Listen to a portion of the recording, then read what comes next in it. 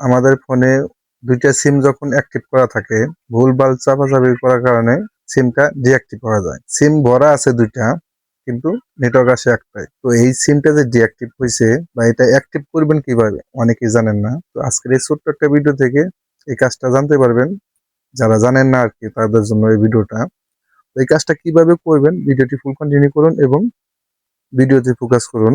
তো আমি সেটিংসে চলে আসবো। সেটিংসে আসার পরে আপনারা যে সেটিংসে আসবেন, এই যে মোবাইল নেটওয়ার্ক, তো আপনারা এই মোবাইল নেটওয়ার্কে আসবেন।